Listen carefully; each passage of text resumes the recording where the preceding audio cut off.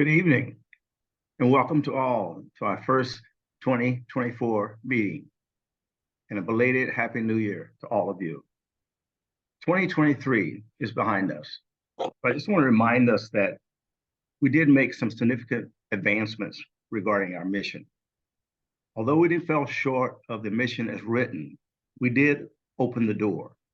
The board took the first step to bring forward some inclusivity in San Mateo County, which we're all grateful for. As I said to them this morning, public acknowledging them for their courage in moving this forward. So it was an outstanding move on their part. Now it's up to us to move forward and really make this what we truly want, which is a independent oversight board with an inspector general. Now, tonight we have a true trailblazer with us who's going to share a few thoughts with us first. Mr. Maurice Goodman, a member of the Community College Trustee Board for several years. He's now a vice mayor with the city of Millbrae, as well as the acting president for the San Mateo chapter of NAACP. Without further ado, I want to turn it over to Maurice to share some thoughts with us. Maurice. So good evening, everyone. My name is Maurice Goodman, and let's see, my video's on. Start with an introduction. I was born and raised between the housing projects at Fillmore, San Francisco, and Daly City. I am the proud son of a Black Panther, and I, like so many others, have endured loss and hardship prior to being where I am today. I'm the proud father of a police officer here in San Mateo County. I have a degree in criminal justice. I worked as a clerk and as a legal researcher for the Superior Court of San Mateo. And yet that didn't stop me from being a victim of police misconduct. I see and support oversight as a father, community leader, and a member of the NAACP to bring the reform and change needed to transform policy amongst policing and to empower our community throughout our county, uplifting and addressing prior and current harms against communities of color. I am the acting president of the NAACP. In doing so, I uphold the mission and the brand of the NAACP by tackling today's toughest challenges, one of which is racial injustice. When we talk in the NAACP about race and injustice, we're talking about the ways that discrimination, policing, prosecution, incarceration practices impact Black communities and communities of color. Our criminal justice system is shaped by biased policing and unfair judicial precedents rooted in anti-Blackness and racial disparities. The emotional, mental, physical, and financial impact on our communities is tangible experiences for millions of Black people in the United States. The cost of an unjust justice system is high. Black people are incarcerated at more than 5% or 5 times the rate of whites. 65% of Black adults have felt targeted because of their race. And similarly, approximately 35% of Latino and Asian adults have felt targeted because of race. Additionally, addressing racial violence by police and imposed national accountability standards is needed, as it is the belief of the NAACP that the police agencies without the policies, training, and databases in place should not be able to receive grants and other funding. Other practices to increase police accountability include not just oversight, but an end to qualified immunity and a national database to document violent and fatal encounters with police. I say all that to explain the stance of the NAACP and why I personally support not just the oversight, but reforming the justice system that we have within our county, state, and nationwide. As someone that has studied criminal justice, someone has been experienced by it, but also someone that also has the unique understanding of being able to walk and chew gum at the same time, meaning that I want there to be safety in my community, but I also want my son to come home as a father of a police officer. And then ultimately, I believe that we as African Americans and people of color should be able to walk the streets and be safe and feel just as safe as we want, as officers want to get home to their families, as we want our children to be able to come home, just walking down the street and nothing being a sin other than their skin. So thank you for allowing me to speak a little, but if you have any questions or comments, I would also oblige. So thank you. And thank you for bearing with me as I was getting through these technical issues. Thank you so much, Vice Mayor Goodman. We're so honored to have you here and to have the support of the NAACP. It means a lot. So I am very honored to introduce our featured speaker, Ekene Okobe. She is an interdisciplinary artist who blends performance, education, and research into experiences designed to promote respectful and productive dialogue. She's developed and facilitated educational programming for Urban Stage, New York Theater Workshop, and the NYU Skirball Center for the Performing Arts.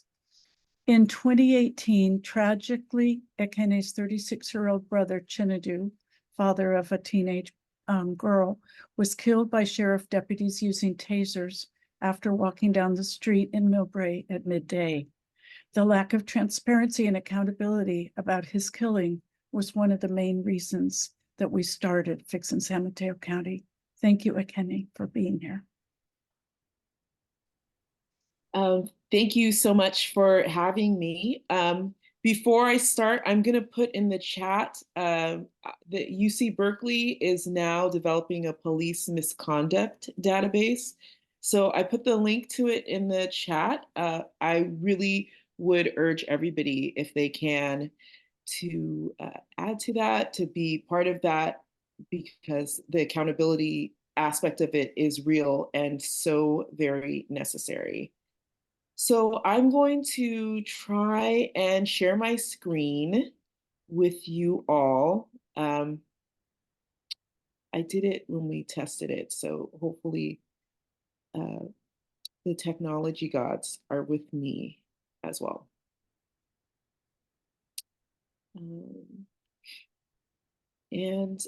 So yes, that we see that. Great. Nancy had asked me what I wanted to talk about to you all today, and I really feel very strongly about this notion of pedestrian safety and just how that impacts, how structural racism actually impacts pedestrian safety. I wish that I'd been able to devote more time to this presentation. Just so you know, I'm going to have a disclaimer, but if you have questions, I'll try my best to answer them. And if not, I can forward some links. But basically, I just want to talk about the impact of infrastructural racism on pedestrian safety. Before I do that, I just wanted to introduce myself. My full name, let's see if I can get this, is Ekene Dilichukwu Adeze Okobe. My friends and family know me as Ekene, but you can call me E. As you heard from Nancy, I'm an artist, I'm an educator, I'm a daughter, I'm an aunt, and yes, I'm also a sister.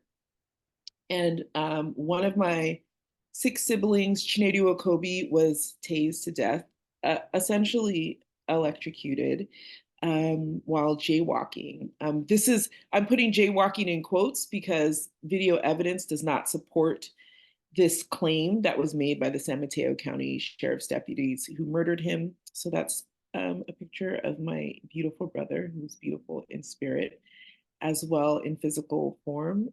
That's me with my other brother. The two of them were very close. They were only 15 months apart. People used to think that they were twins for a long time. And I've really seen the difference. Well, you know, obviously we all miss him, but I can really see that impact that his being murdered has had on my other little brother. Oops. So the first thing that I want to kind of talk about is this idea of jaywalking. Is it a crime? Is it not a crime? California did try to decriminalize jaywalking, but unfortunately, our governor, so it was called it was in 2022, and it's called the Freedom to Walk Assembly. It was the Assembly Bill 1238 or 1238, and it was vetoed by Governor Newsom in 2022. I suspect that, Newsom has some eyes on the presidency, and he's wanting to seem like he's like a middle of the road politician. But even with or without this notion of jaywalking, there's this other conversation that we should have, which it's not just about jaywalking, right? It's about structural racism. Let's see if, for whatever reason, oh yes. So there in 2022, there was this data report that showed that California's traffic stops have a pervasive pattern of racial profiling, and it was produced by. It's taking a little while for this slideshow to advance, just so you know. So that's why it's so slow. But this was an annual report that came out, and it found that Black people or Black individuals were stopped 131.5% more frequently than relative to their actual presence in the state. I don't know, state population. If you see the statistics there, Black people are something like I don't know if you can see my pointer, but they're something like 5.4% of the state population, but they were stopped like 12.5% of the time. These are some of the other statistics here. As you can see, white people relative to their percentage of the state population were not stopped as often. I'm still trying to advance my slides. So even beyond that, beyond like the stops and everything like that, there is this question of racial disparities in pedestrian-related injuries. And this is pulled from the BMC Public Health. I have links for some of these articles as well. And I'm just I'm hoping that this statement, I really can't figure out why it's taking so long for my slideshow to advance, but it is. Let's try and see if I can do it one more time. Yeah, of course. So basically, I'll read what this says here. It says that the annual average of pedestrian-related deaths exceeded 5,000 per year, and hospitalizations exceeded 47,000 admissions per year. The most important sentence as far as this excerpt is concerned, it says the burden of injury from pedestrian-related hospitalizations were higher among Black, Hispanic, and multiracial groups in terms of admission rates, cost per capita, proportion of children injured, and length of stay. So as we're seeing, and this is not just in the state of California, this is across the country, Black and brown people are much more likely to be injured and die. I should say Black and brown pedestrians are much more likely to be injured and dying. And I think the reason why I'm talking about this specifically is the fact that my brother was a pedestrian. We've all heard of driving while Black. He was walking on the street and still was not safe from this kind of police violence that is so pervasive. But that violence is also part of a more structural system in our country. It's as you can see, it's built into our country. So let me try and advance this. I'm not sure why it's not working. So as I said, it's about structural inequality. I'm going to show you some more studies, some more newspaper articles that are talking about that. So this one came out in April of last year, and it was reviewing data for like a decade, starting in 2010 and ending in 2019. And it was measuring, I don't know, I'm just interested, is anybody familiar with the concept of redlining? Yes. You're here. Yeah, we all are. So, sorry about that. So basically, the authors of this study overlaid maps that overlaid maps with the redlining data coded in. So as far as redlining went, A was like the best property in terms of investment. Banks were allowed to loan in those areas that are called A typically tended to be whiter. And the ones, it went A, B, C, D, all the way down to D. And D, the areas of the country or cities that were designated as D areas, it was harder to get loans for development, for housing, and those tended to be Black neighborhoods. I just wanted to kind of make sure that we were all on the same page about that, because then that is relevant to the next point, which is that as they wrote in the discussion, that they found a significant relationship between structural racism via historic redlining and basically the neighborhoods where there were the highest pedestrian fatalities across the United States. So as you can see here, it says that the census tracts or graded D, which also were tended to correlate with Black and brown neighborhoods, were the most hazardous. And they go on to talk about why that is. A lot of it had to do with the fact that a lot of these neighborhoods tended to be raised. They were the ones, part of the reason why they were designated D, as we know, for neighborhoods like the Fillmore, is that was when they would be a lot of what were called urban renewal projects. That was where a lot of the highways, a lot of roads that sped suburban residents through the city. So not only did the US government make it difficult for people in Black and brown neighborhoods, business owners in Black and brown neighborhoods, to invest in their neighborhoods, to buy houses in their neighborhoods, to build houses in their neighborhoods, a lot of times those neighborhoods were destroyed or severely impacted by the construction of like major roadways and things like that. Let me see if I can still advance. I did not know that I was gonna struggle so much with this. And so this is this opinion that was published in the New York Times actually cited that study that I shared in the previous slide. And it also said that, like, you know, in the country, about 19 pedestrians a day are struck and killed by automobiles, or that was the rate in 2022. And it's gotten so bad that a lot of cities have started to address this or talk about ways of how they can support pedestrians or reduce pedestrian deaths.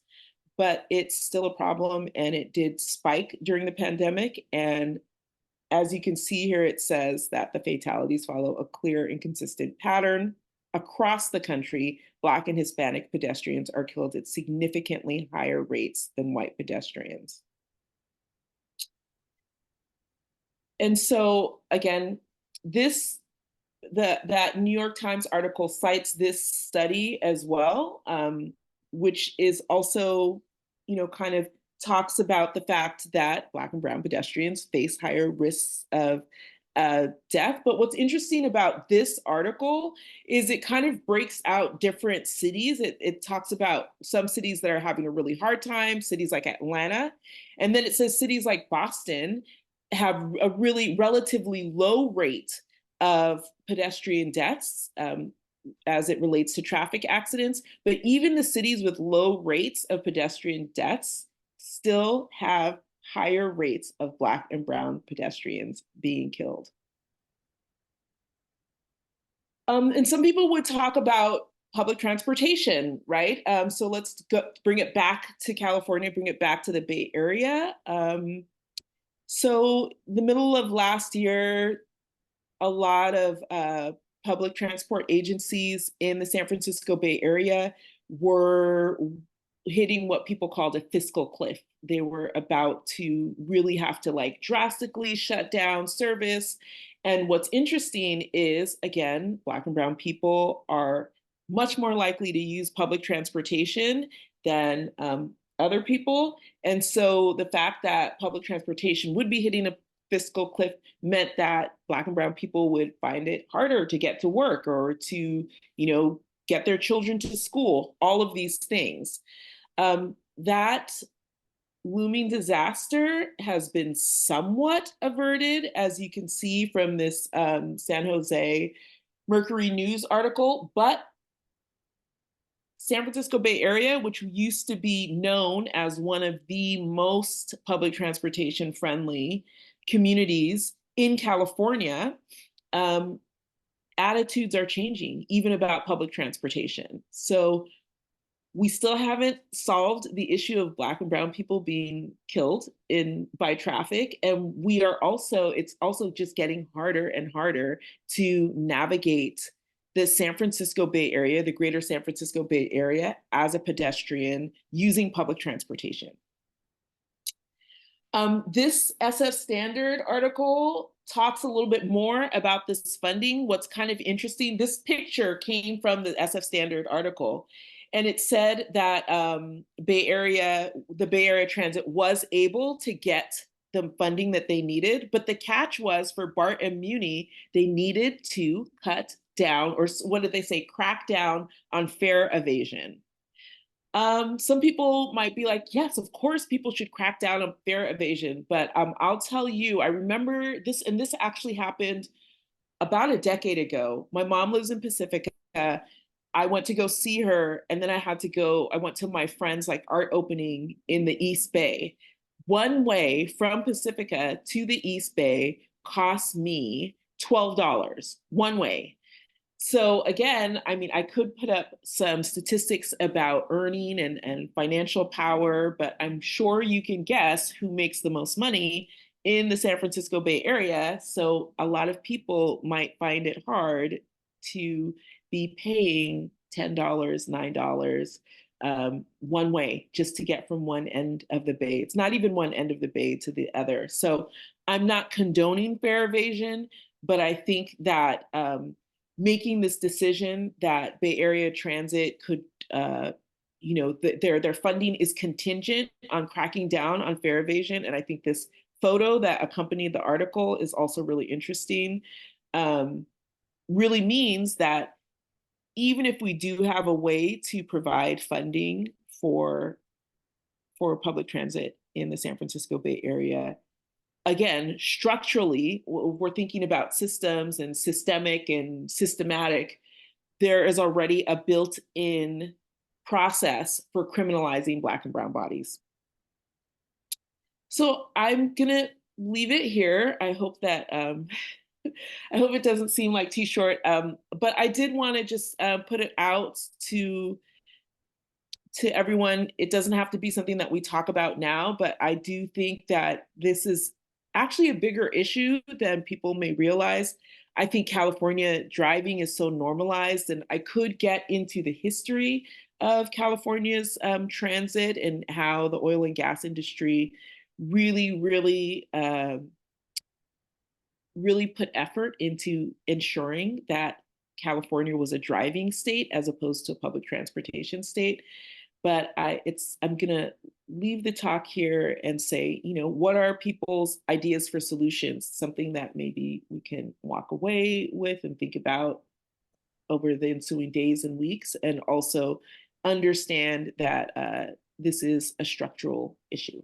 So I'm gonna leave it at that, and thank you for listening.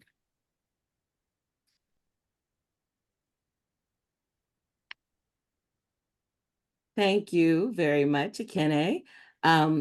We have a couple of things in the chat. One is Diane has shared a link to the RIPA report that you referenced earlier in your talk, the Racial and Identity Profiling Advisory Report. She let us know that it was just released earlier this year, less than an hour's read and definitely worth it. So she put the link in the chat.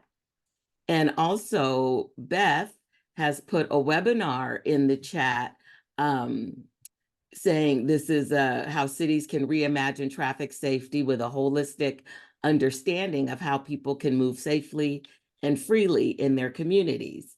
So everybody, that's in the chat for all of you. And Beth has a question, Ekene, wondering if you're aware of any cities that are effectively reimagining their traffic safety to protect the well-being of historically over-policed people and communities. You're on mute, Ekene.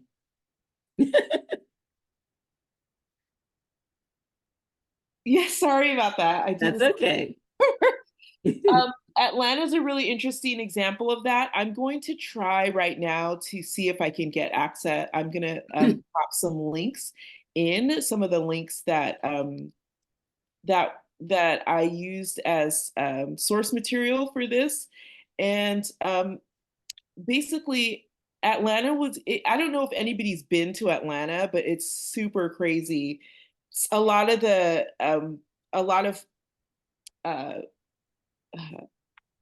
there's sections of Atlanta where there's no sidewalks, which effectively makes it much easier for there to be pedestrian fatalities. So Atlanta has been looking at that and has been trying to find ways to, build sidewalks, think about public transportation. So there are cities. Seattle is another city that it was also used as a case study in this link that I've just posted there. But yeah, there are cities that are thinking about it. I think more people should be thinking about it.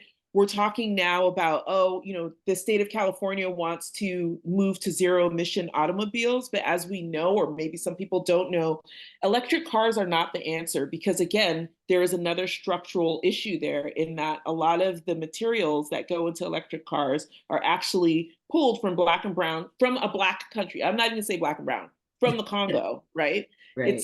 They're pulled from the Congo. So cars are not necessarily the answer. And I think that that's something that we should all be thinking about. And for how do we navigate? And it's not just about personal automobiles. It's also about things like freight. How do we move our goods and services up and down the state? Wonderful. Thank you. And Deborah just wants to thank you for your presentation. She says she had very little idea about these tragic discrepancies. And she also has a question, wondering if perhaps public transportation should be free. Deborah thinks that makes good sense. I think that's a great suggestion. And I think that there should be more people taking that up. I also think that in the San Francisco Bay Area, does it make sense? I think in terms of discrepancies, a lot of the funding for public transportation went to Muni and to BART. But Muni and BART are not the only agencies in the San Francisco Bay Area. There's Samtrans, there's, oh my God, I forgot the one in Alameda County's AC bus Transit. system. Yes, AC Transit, exactly. And I think that maybe Caltrans should just take over BART, Samtrans, AC Transit, because a lot of these agencies individually are struggling. And again, it would speak to the cost of trying to navigate the Bay Area. But I think these are all important questions. I think making public transportation much more financially accessible would make it more attractive for people. But if it costs $9 to go from one end of the Bay to the other, then people are going to get in their cars. They're going to order an Uber. Right. Okay. Karina says that a recent report stated that New York City spent several $1 million on police overtime to catch fare evaders that evaded a total of $14,000 in fares.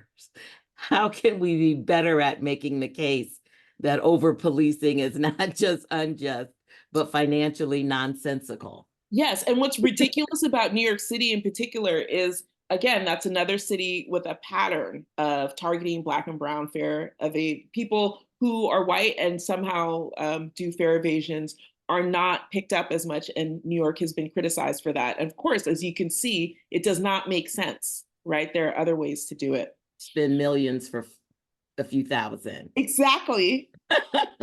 Yes. Bill wanted to know, one of the studies you referenced, it's the acronym was AJPH. Do you know what that stands for? You know what? I'm going to pop the link for that in Okay. the chat. Let me just give me a second while I find it. And this is wonderful. People are putting all sorts of resources in the chat. Deborah posted one, a CNN article about free buses versus public transportation. And Yeah, no, I agree that I think it's a very sort of hidden issue, you know. I think it's easy to sort of overlook, but I agree that it's something that's really important, and especially California has pledged to severely reduce its emissions, I think by 2033, and really talking about structural racism and how the state has been built and how we can make it easier for people to navigate it is one way to reduce emissions as well as address racial disparities. okay. And RJ has an interesting idea. He says redlining should be built into the reparations formula and also offer free transportation. That's a great idea. I didn't even think about that. And this is something that people can also talk about to the reparations task force, the California Reparations Task Force as well. Okay. And along with that, RJ says the Community College District, SMC CD, has found a way to offer free education for those in need, and they have a program to feed those in need. As wealthy as we are in the Bay Area, we could find a way to subsidize and offer free public transportation. In some ways, San Francisco does. I don't know if any of you have ever taken public transportation in San Francisco, but it's optional. I always sort of pay to get on the bus, or I like pay for the pass, but they just no longer criminalize it. But it's kind of interesting that Muni, in the decision to decriminalize or to not enforce fare evasion, then the funding becomes contingent, like getting more funding that they need becomes contingent on cracking down on fare evasion.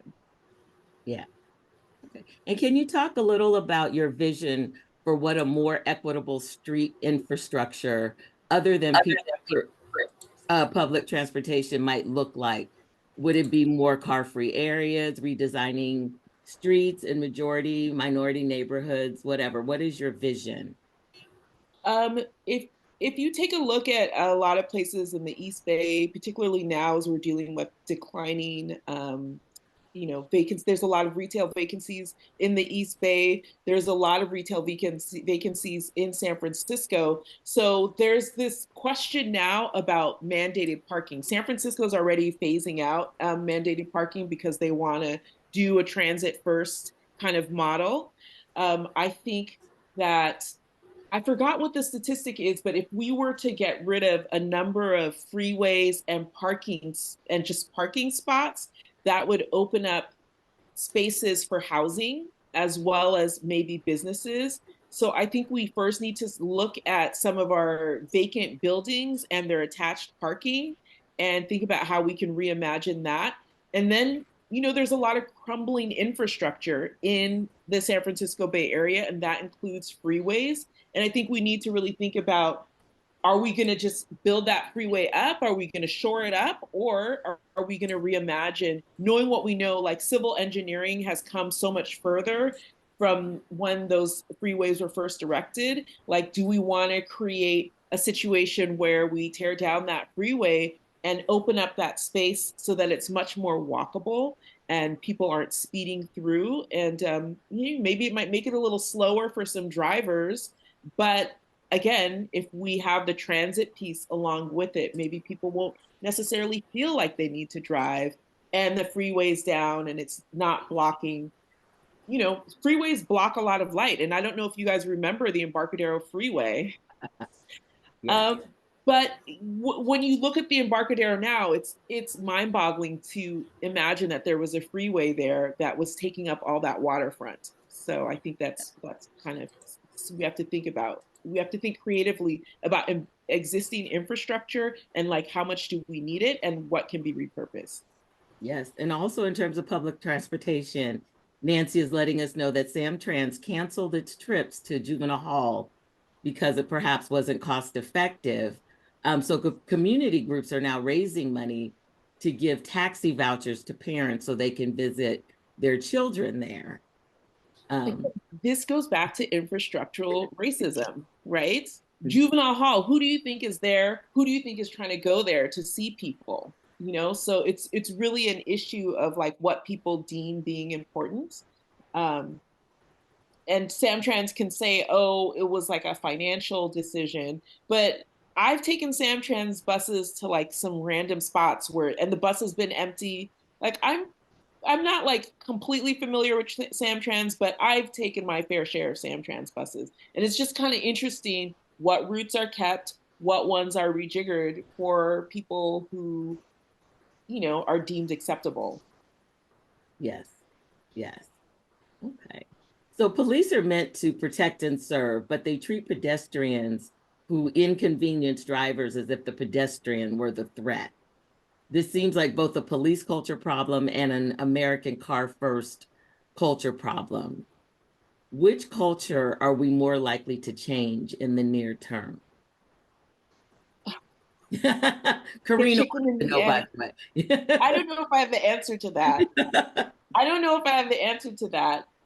What I will say is we, you know, California, like I have not lived in California for a very long time. I came back in 2021 and a lot of people in California are quick to note the make and model of people's cars, which is good like if you're trying to report a crime, but I think we also as a culture have to really think what do we value? And when you're in your car, and I've been in a car with a lot of people, I don't drive a lot in California. I don't have a car, but people who I love will transform into traffic monsters the minute they're behind the wheel. And so I think this is one of those things where we can't really expect the police to care about human beings. I have you know, Maurice Goodman, please forgive me. I have a dim view of law enforcement, and that was even before my brother was taken from me. But I think beyond that, we can't complain about people. We can only change ourselves, right? So we can only change ourselves. Yes, it's a tough one. I don't think we expected you to figure it out tonight, but thank you for trying. Thank you very much. Thank you. Yes. We have a few minutes left. Are there any questions for our Vice Mayor, Mr. Goodman?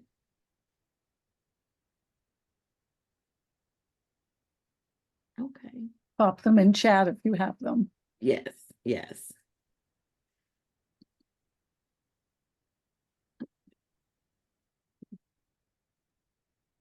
Nancy, do you have any announcements for us? Yeah, I did want to share just a few things before we wrap up. Thank you. And I'm Nancy Goodman. So as most of us know, on December 12th, our Board of Supervisors did vote to set a civilian advisory commission up for oversight of the sheriff. It is a first step. It has 7 members and it will report to the Board of Supervisors, not the sheriff. So that's great. It's not fully independent because the sheriff nominates 1 of the 7 members, although it doesn't report to her. And her care committee has a liaison to that as well. So there's a couple of things missing also that every county needs to have and that we do not have. One is that the Civilian Advisory Commission has no specific duties. It has no power to get any information. They can ask questions, but they cannot get answers. That is huge. Every other county has duties and responsibilities of a civilian commission to look at citizen complaints, to look at trends in policing. The one in Santa Clara County, they did presentation on taser, they did presentations and recommendations about the use of tear gas in jails against people who had mental health conditions, as it turned out. And that's huge, and we don't have it. The second thing missing is an inspector general. Our county has voted in its resolution that they will bring in an outside independent investigator. They will hire someone if there's a real problem that blows up in the media, like, for example, the Batmobile fiasco. But of course, that is not oversight.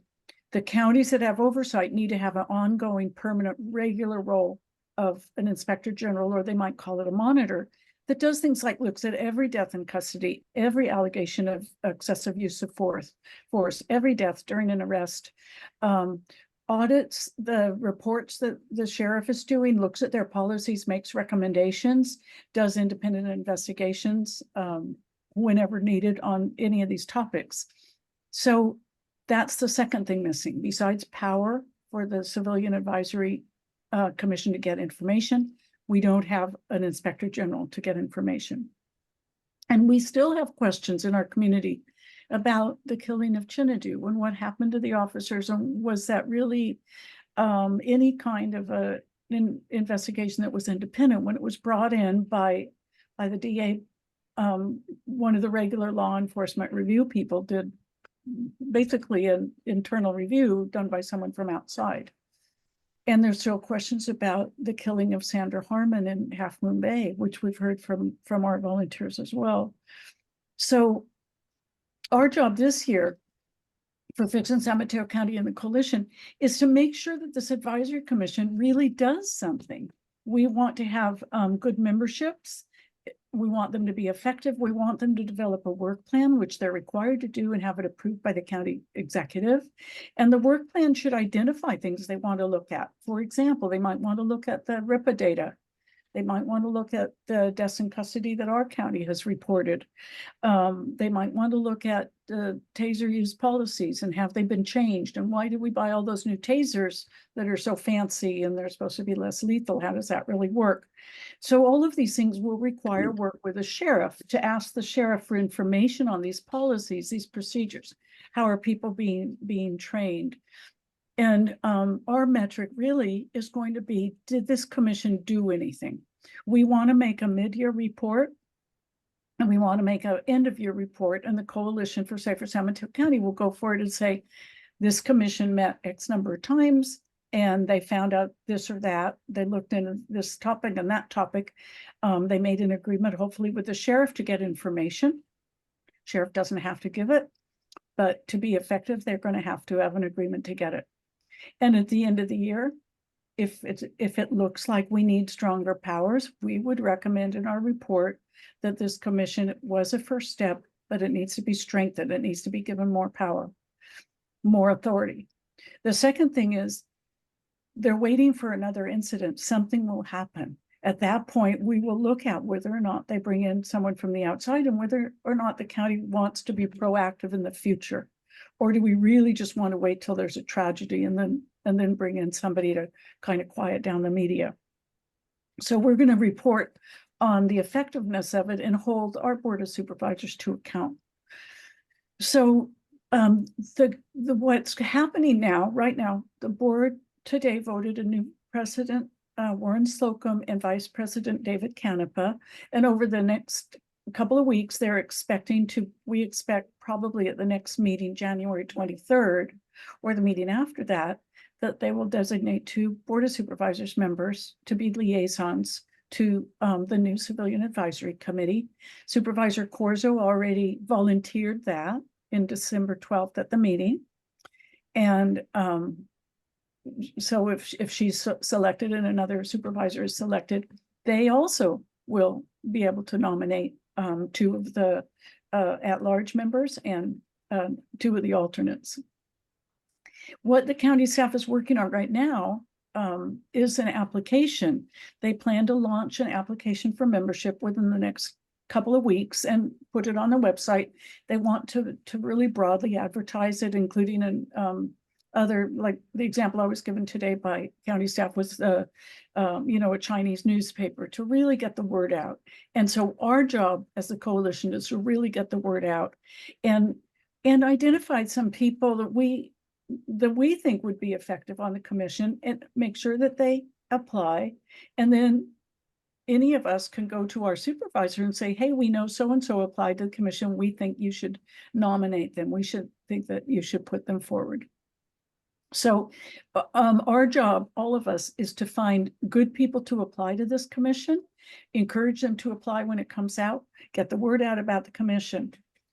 Our second call to action is, once we get the word out, we want to make sure that we start showing up at these meetings. It's important that we go and we ask the questions. There's questions that have been brought up. I know there's a lawsuit about why people can't get mail in the jail, and just talking to a retired lieutenant the other day, he said, that seems like something they should have fixed long ago when people started complaining about it. Other counties have other ways to get people mail. So we can show up at these advisory commission meetings, even if we're not on it, they're going to be in public, and ask questions. The process is, it will be a commission like all other commissions. It'll be listed on the website. They'll meet monthly.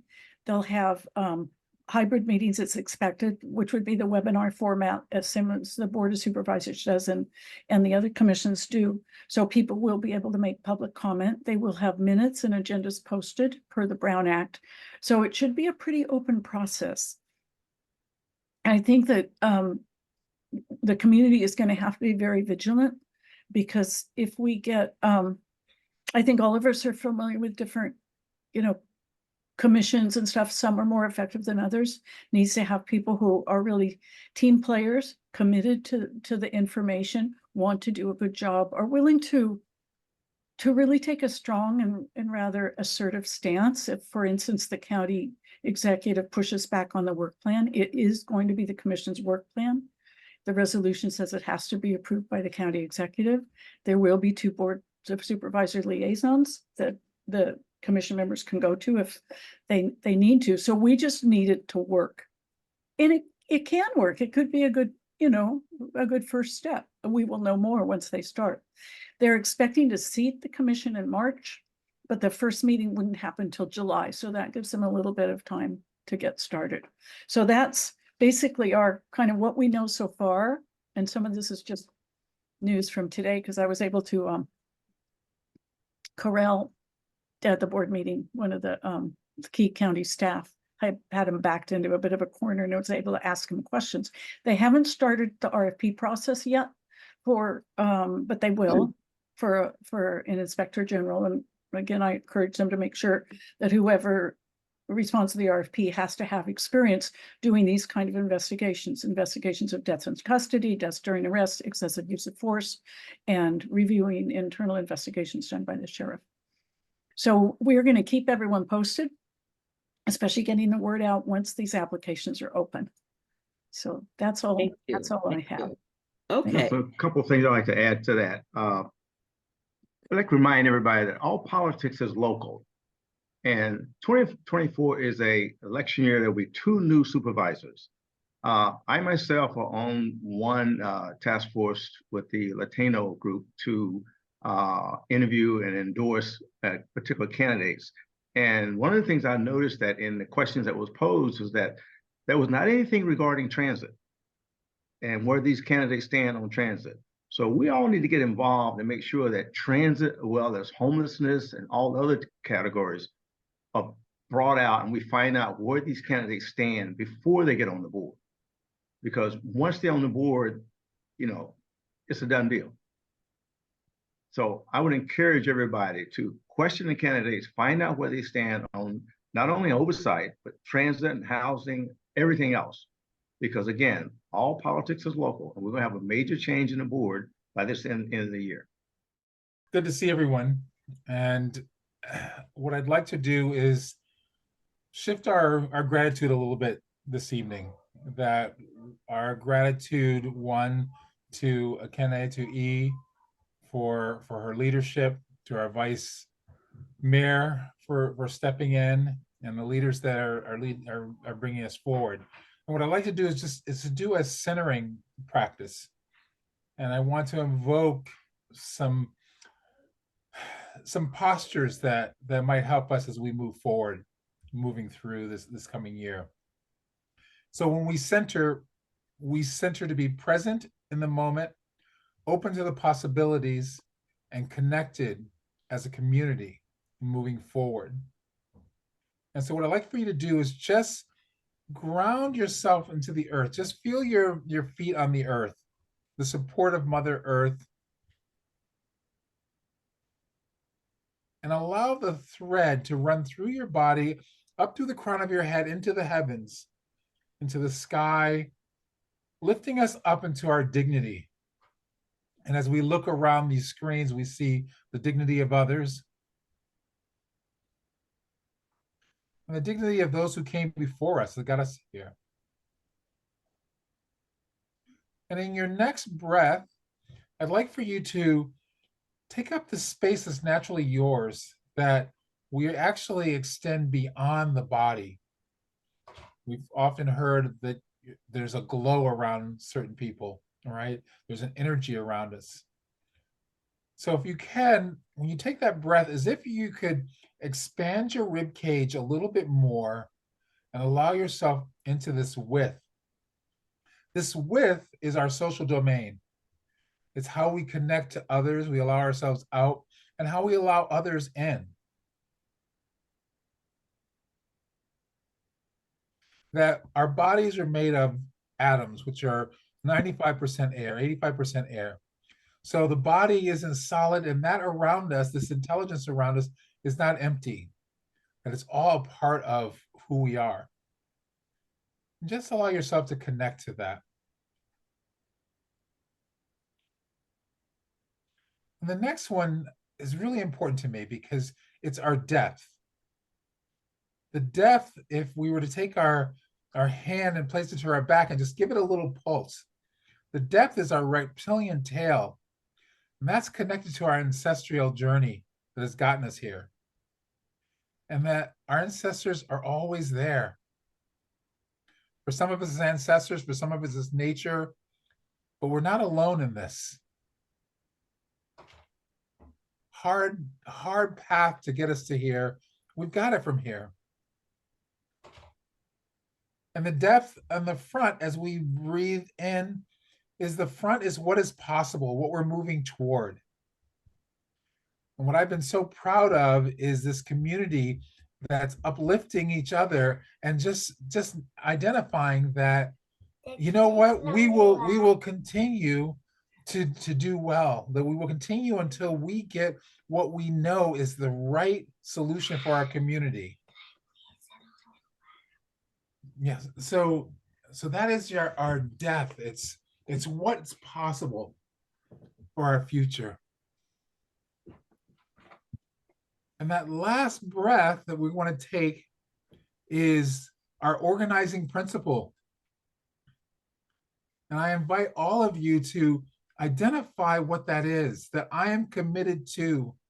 I'm committed to the integration, the global embodiment of diversity for the sake of skillful interaction throughout the world. That we all have the same needs, but an inability to communicate. That I'm committed to the dignity and the self-worth of all individuals. I want everyone around the table to be treated fairly and recognized for what they bring to the world. So center around your organizing principle on what we're moving toward. And just allow this energy to send gratitude to those who've done the hard work, to those who are leading us, to those of you who are actually, foot soldiers, if you will, of moving this forward. So thank you for this moment. Thank them, Daniel. Say thank you. Thank you. All right. Thank you, Daniel. Thank you, RJ.